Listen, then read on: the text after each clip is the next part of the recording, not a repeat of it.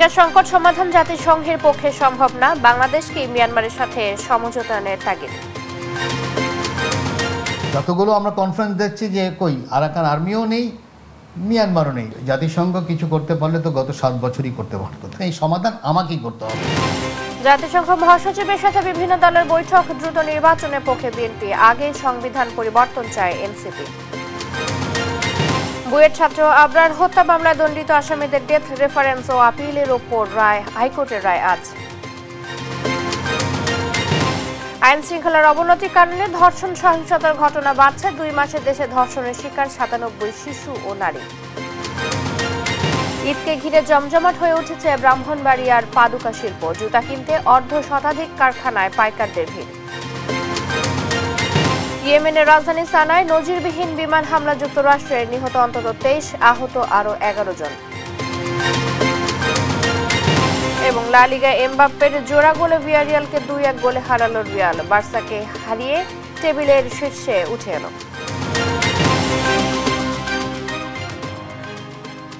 দেখছিলেন সংবাদ শিরোনাম, এবারে বিস্তারিত সংবাদ। সকালে আপনাদের সাথে আছি চৈতি সরওয়ার। রোহিঙ্গা সংকট সমাধান জাতিসংঘের পক্ষে সম্ভব না, তাদের আগ্রহ তহবিল সংগ্রহে, রোহিঙ্গা প্রত্যাবাসনে নয়। এই নিয়ে তারা ভাবছেও না, এমনটাই মনে করছেন বিশ্লেষকরা। তাই তাদের পরামর্শ, স্থায়ী সমাধান পেতে বাংলাদেশকে মিয়ানমারের সাথে সমঝোতায় পৌঁছাতে হবে। আরো জানাচ্ছেন জান্নাতুল মোহনা। বৃহস্পতিবার দ্বিতীয়বার বাংলাদেশ সফরে আসেন জাতিসংঘ মহাসচিব আন্তোনিও গুতেরেস। প্রধান উদ্দেশ্য কক্সবাজারে অবস্থানরত রোহিঙ্গা শরণার্থী শিবির পরিদর্শন। কি এমন উদ্বেগজনক পরিস্থিতি তৈরি হলো যার জন্য স্বয়ং হাজির জাতিসংঘের মহাসচিব? মূলত ইউএসএইড সহ বেশ কিছু সংস্থার তহবিল কাটছাঁটি এর অন্যতম প্রধান কারণ, যার প্রভাবে সরাসরি ক্ষতিগ্রস্ত হবে রোহিঙ্গারা। শুক্রবার রোহিঙ্গা ক্যাম্প পরিদর্শন শেষে দুঃখ প্রকাশ করে জাতিসংঘ মহাসচিব বলেন, গভীর মানবিক সংকটে পড়তে যাচ্ছে বাস্তুচ্যুত এ জনগোষ্ঠী। এজন্য আন্তর্জাতিক সম্প্রদায়কে জরুরি তহবিল গঠনের আহ্বান জানান তিনি। প্রায় 7 বছর ধরে বাংলাদেশে অবস্থানরত রোহিঙ্গা জনগোষ্ঠীর সংখ্যা 12 লাখের বেশি। দিন দিন যা বেড়েই চলছে। এই সংকট মোকাবেলায় স্থায়ী কোনো সমাধান এখনো আলোর মুখ দেখেনি। যদিও অনেকের ধারণা জাতিসংঘ মহাসচিবের এ সফরে হয়তো কোনো সমাধান আসতে পারে, কিন্তু কূটনৈতিক বিশ্লেষকদের পর্যবেক্ষণ, রোহিঙ্গা প্রত্যাবাসনে জাতিসংঘের মাথা ব্যথাই নেই। তারা ব্যস্ত তহবিল সংগ্রহে। তাই বাংলাদেশকেই সমাধান বের করতে হবে। জাতিসংঘ কিছু করতে পারলে তো গত 7 বছরই করতে পারতো, তাই না? তাহলে এখন কেন করতে যাবে? রিপ্যাট্রিয়েশন হওয়ার পরের দিন, যদি ধরেই নেই রিপ্যাট্রিয়েশন পরের দিন, তার হেলথ কে দেখবে, কোথায় মেডিসিন পাবে, কোথায় তার ফার্মাসিউটিক্যাল কোম্পানি কটা লাগবে? তো জাতিসংঘ এই কাজটা করছে না কেন?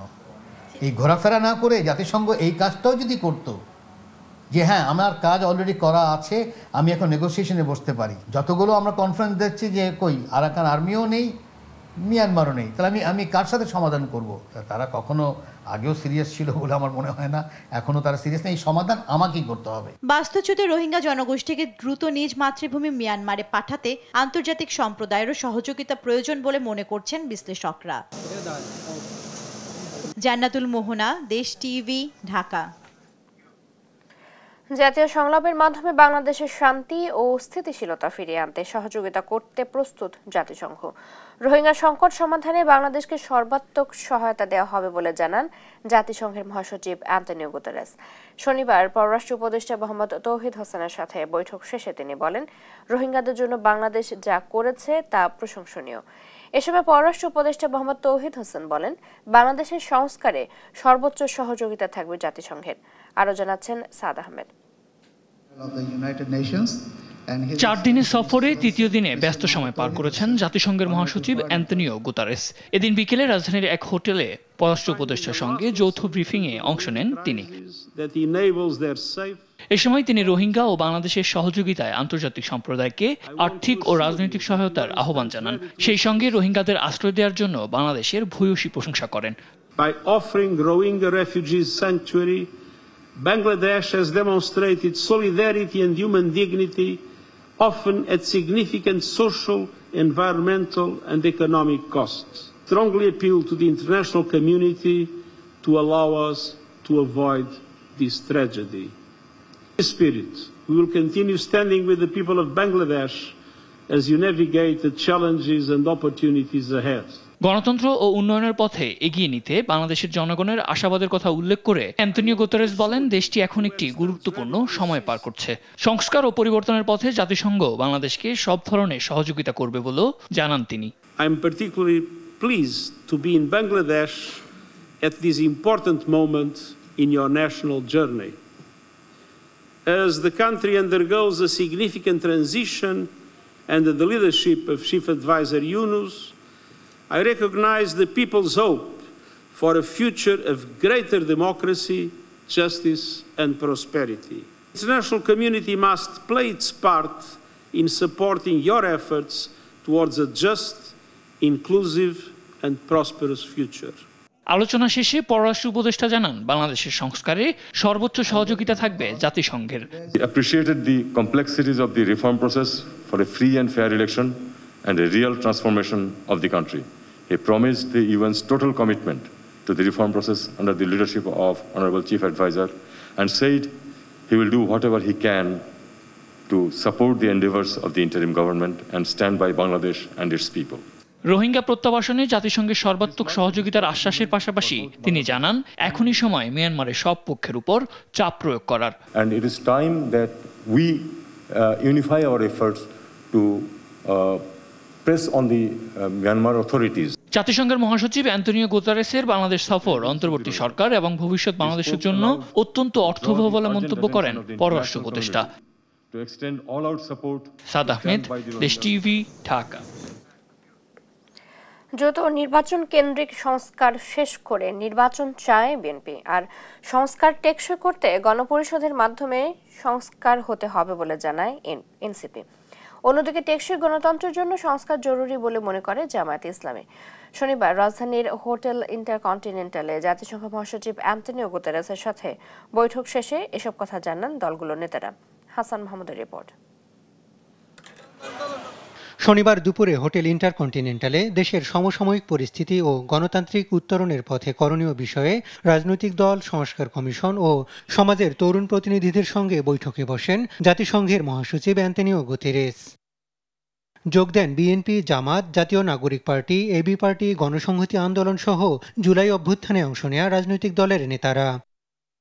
প্রায় 2 ঘন্টার বৈঠক শেষে গণমাধ্যমের সঙ্গে কথা বলেন তারা। এ সময় দ্রুত সংস্কার শেষে নির্বাচন দরকার বলে জানান বিএনপি মহাসচিব। মূলত যে নির্বাচন কেন্দ্রিক যে বিষয়গুলো আছে সেগুলো করে ফেলা এবং তার দ্রুত ইলেকশন করা এবং একটা পার্লামেন্টের মাধ্যমে বাকি বিষয়গুলোকে আপনার করতে হবে। এটা একটা চলমান প্রক্রিয়া। তবে গণপরিষদের মাধ্যমে সংবিধান সংস্কার করা না হলে তা টেকসই হবে না বলে জানান জাতীয় নাগরিক পার্টির আহ্বায়ক। সংবিধান সংস্কার বিষয়ে আমাদের যেটা বক্তব্য সেটা আমরা বলেছি যে আমরা গণপরিষদের মাধ্যমে নতুন সংবিধানই বলি, সংবিধান সংস্কারই বলি। গণপরিষদ ছাড়া সংবিধানের মৌলিক কোনো পরিবর্তন আসলে কিন্তু টেকসই হবে না। সেই জায়গা থেকে আমরা গণপরিষদ নির্বাচন চাচ্ছি। টেকসই গণতন্ত্রের জন্য জাতীয় ঐক্য ধরে রাখার কথা জানিয়েছেন জামায়াত ইসলামের নায়েবে আমির। কমিটি যেটা আছে তার সাথে এবং বাংলাদেশের স্থানীয় রাজনৈতিক দলগুলোর সাথে বসেছেন, সেখানে আমরা সংস্কারের ব্যাপারে কথা বলেছি, একটা ফেয়ার নির্বাচনের ব্যাপারে আমরা কথা বলেছি, টেকসই গণতন্ত্রের ব্যাপারে আমরা কথা বলেছি এবং জাতীয় ঐক্যের ব্যাপারে আমরা কথা বলেছি। আর সংবিধান সংস্কার পরিষদের নির্বাচনের মাধ্যমে টেকসই সংস্কার হবে বলে মত দিয়েছেন গণসংহতি আন্দোলনের প্রধান। এটা জনগণের ইচ্ছা অভিপ্রায় আকারে যাতে হয় সংবিধান সংস্কার সহ সমস্ত, সে কারণেই আগামী সংসদ নির্বাচন সংবিধান সংস্কার পরিষদ হিসেবে হওয়া দরকার। তবে আওয়ামী লীগ ও তার সহযোগীদের বিচার, সংস্কার ও নির্বাচন এই 3 বিষয়ে জাতিসংঘের সহযোগিতা চান এবি পার্টির সাধারণ সম্পাদক ব্যারিস্টার আসাদুজ্জামান ফুয়াদ। এখনো পতিত স্বৈরাচার শেখ পরিবারের 3 জন আত্মীয় কাজ করছে। আমি জাতিসংঘের মহাসচিবকে বলেছি, জাতিসংঘ যেহেতু মানবাধিকারের বিচার চায়, ইনসাফ চায়, ইনসাফটা শুরু করতে হবে জাতিসংঘের নিজের অফিস থেকে। রাজনৈতিক দলগুলোর নানা প্রস্তাবের প্রেক্ষিতে বাংলাদেশের পাশে থাকার প্রতিশ্রুতি দিয়েছেন জাতিসংঘ মহাসচিব অ্যান্তনিও গুতেরেস। হাসান মাহমুদ, দেশ টিভি, ঢাকা। 4 দিনের সফর শেষে আজ ঢাকা ছেড়েছেন জাতিসংঘের মহাসচিব আন্তোনিও গুতেরেস। রবিবার সকাল 9:55 ঢাকার শাহজালাল আন্তর্জাতিক বিমানবন্দর ত্যাগ করেন তিনি। দেশে আসার পর বিমানবন্দরে তাকে স্বাগত জানান অন্তর্বর্তী সরকারের পররাষ্ট্র উপদেষ্টা তৌহিদ হোসেন। সফরের দ্বিতীয় দিনে শুক্রবার কক্সবাজারের রোহিঙ্গা ক্যাম্প পরিদর্শন করেন গুতেরেস। লাখো রোহিঙ্গাদের সাথে ইফতারে অংশ নেন। সফরের তৃতীয় দিনে সকালে জাতিসংঘ কান্ট্রি টিম বাংলাদেশের সাথে একটি বৈঠকে অংশ নেন।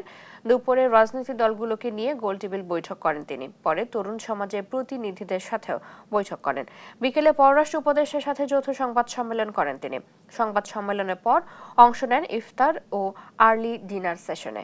এ সময় বাংলাদেশকে সব রকম সহযোগিতার আশ্বাস দেন অ্যান্টনিও গুতেরেস। পাশাপাশি বাংলাদেশের আতিথেয়তায় মুগ্ধতা প্রকাশ করেন তিনি।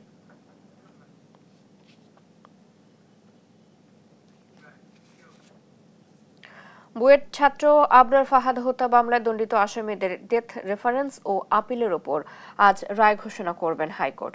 বিচারপতি AKM আসিদুজ্জামান ও বিচারপতি সৈয়দ এনায়েত হোসেনের হাইকোর্ট বেঞ্চে রায় ঘোষণার জন্য মামলাটি কার্যতালিকায় এসেছে। এর আগে শুনানি শেষে গেল 24 ফেব্রুয়ারি হাইকোর্ট মামলাটি রায়ের জন্য অপেক্ষমান রাখেন।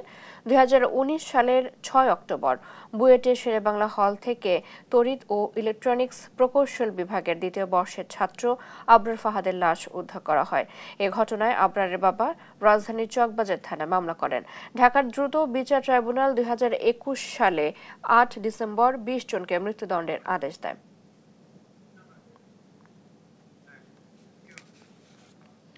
গেল 2 মাসে দেশে 97 কন্যা শিশু ও নারী ধর্ষণের শিকার হয়েছে। গণমাধ্যমের তথ্য মতে এসব ধর্ষণ বেশিরভাগই পরিচিত জন দ্বারা ঘটেছে। অপরাধ বিশ্লেষকরা বলছেন, দেশের আইন শৃঙ্খলার অবনতির কারণে ধর্ষণ সহিংসতার ঘটনা বাড়ছে। পাশাপাশি পরিবারে গাফিলতি রয়েছে। সরকার 90 দিনের মধ্যে শিশু ধর্ষণের বিচার কাজ সম্পন্ন করার ঘোষণা দিলেও তার সত্যিকারের বাস্তবায়ন দেখতে চায় সাধারণ মানুষ। শাহাদাত নিশাদের বিশেষ প্রতিবেদন।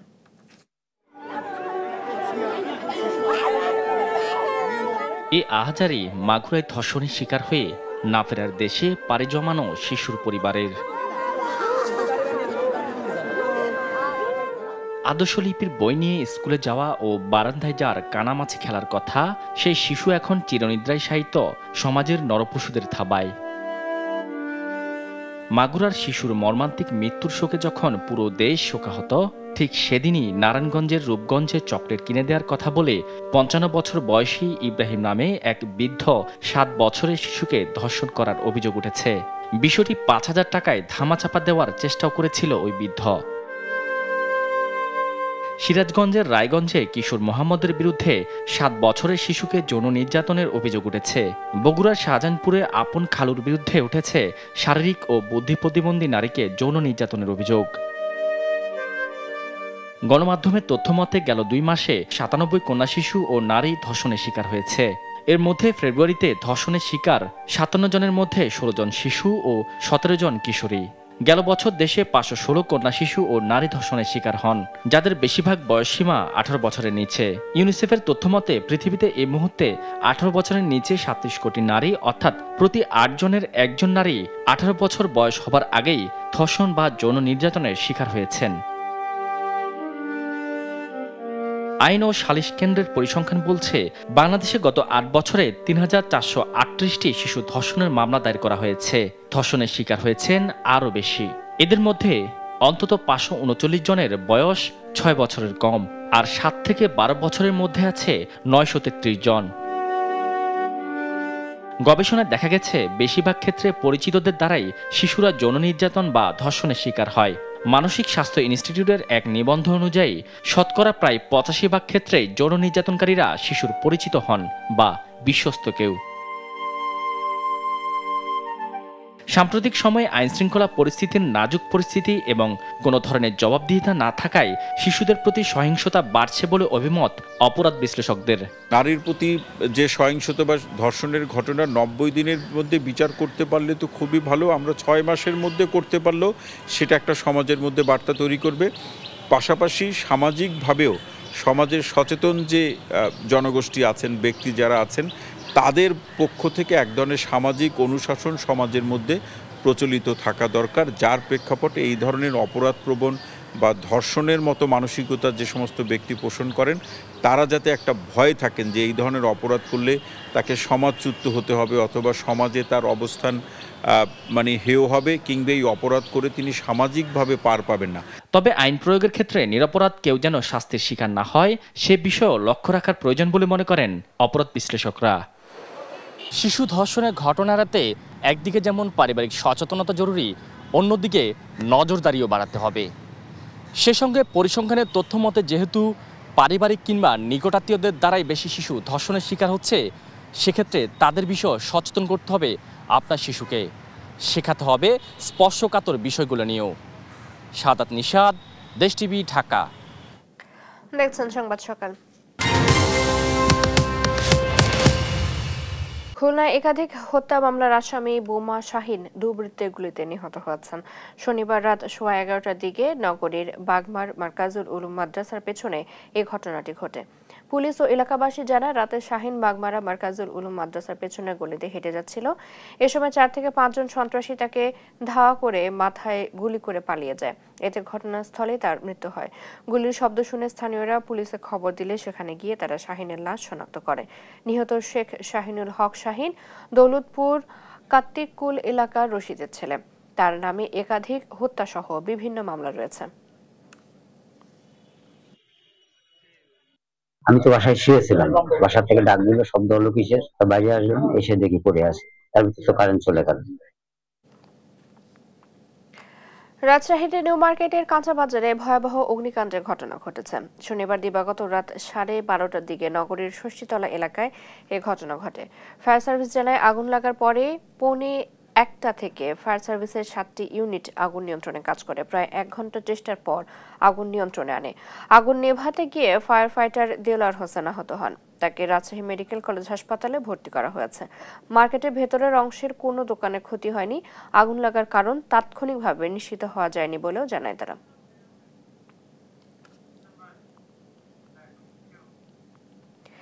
ঈদ ঘিরে জমজমাট হয়ে উঠেছে ব্রাহ্মণবাড়িয়ার ঐতিহ্যবাহী পাদুকা শিল্প। জেলায় 1/2 কারখানায় পাদুকা উৎপাদনে চলছে দিনরাতের ব্যস্ততা। দামে কম ও মানসম্মত হওয়ায় আশেপাশের জেলার পাইকাররা জুতা কিনতে ভিড় করছেন কারখানাগুলোতে। মালিকরা জানান সরকারি পৃষ্ঠপোষকতা পেলে বিদেশে রপ্তানি সহ বাড়বে কর্মসংস্থান। সহকর্মী মেহেদিনুর পরশের পাঠানো তথ্য ছবিতে জানাচ্ছেন শামীম হোসেন। ঈদ ঘনিয়ে আসায় কর্মব্যস্ততা চলছে ব্রাহ্মণবাড়িয়ার 1/2 পাদুকা কারখানায়। ক্রেতার চাহিদা মাথায় রেখে কারখানাগুলোতে তৈরি হচ্ছে নারী, পুরুষ ও শিশুদের জন্য বাহারি জুতা। জেলায় 38টি অটো কারখানা ছাড়াও 20টিরও বেশি হাতে তৈরির পাদুকা কারখানা রয়েছে, যেখানে প্রতিদিন উৎপাদিত হচ্ছে প্রায় 1 লাখ জোড়া জুতা।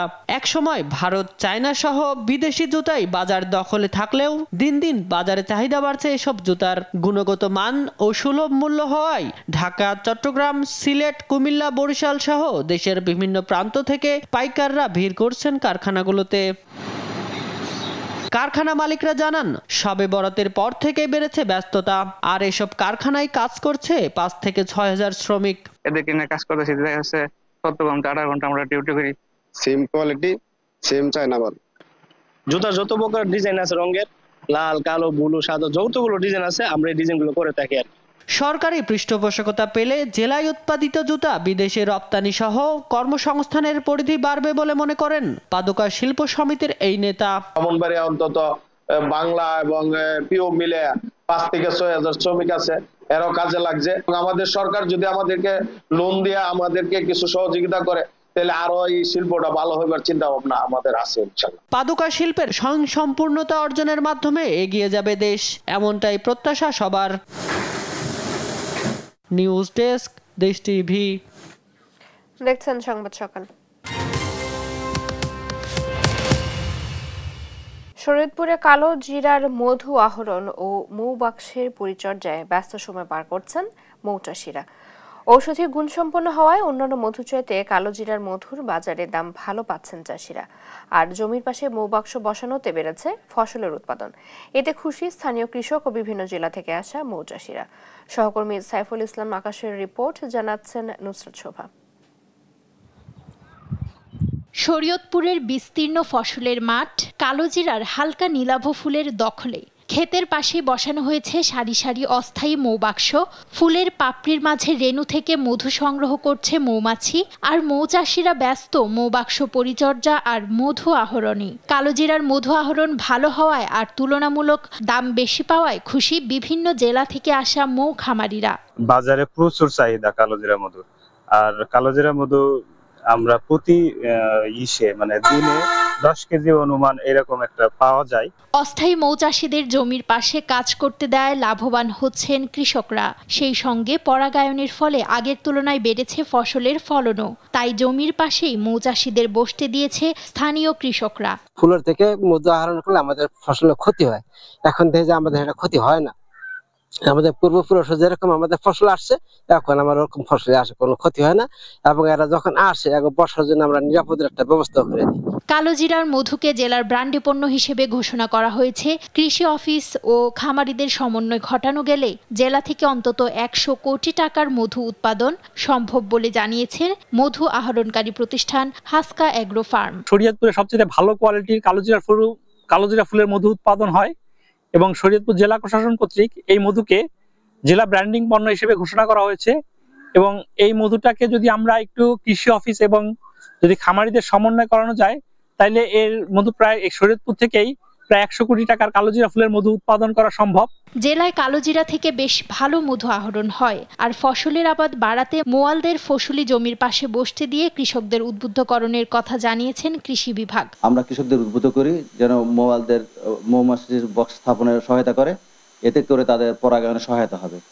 এবং আমরা সবসময় কৃষকদের পরামর্শ দিচ্ছি যে তাদের যদি সহায়তা করে তাহলে আমাদের মধু ফসল উৎপাদন আরো বৃদ্ধি পাবে। এবার কালোজিরার মধু আহরণের জন্য মৌবাক্স বসানো হয়েছে 2010টি। মধু উৎপাদনের লক্ষ্যমাত্রা 9650 কেজি। নিউজ ডেস্ক, দেশ টিভি।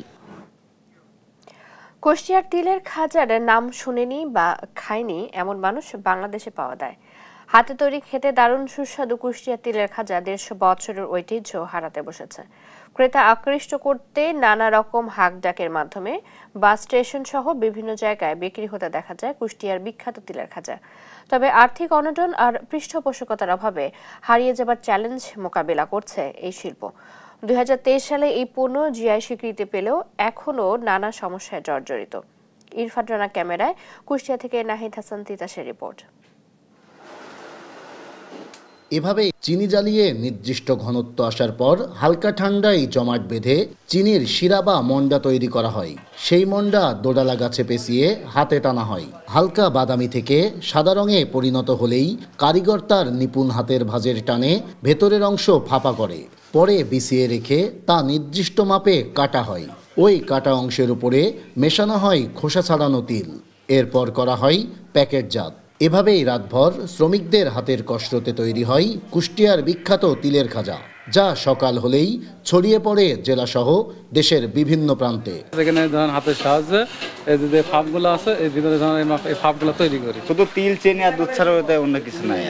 অখণ্ড ভারতীয় উপমহাদেশের সময়কালে তিলের খাজার প্রচলন ঘটে কুষ্টিয়ায়। সে সময় বেশ কয়েকটি কারখানা থাকলেও বর্তমানে বিখ্যাত ভাই ভাই তিলের খাজা নামে মিলপাড়ায় এখন একটি মাত্রই কারখানা রয়েছে। স্বাধীনতার পর দেশের অনেক কিছু বদলালেও ভাগ্য বদলায়নি এ শিল্পের সাথে জড়িতদের।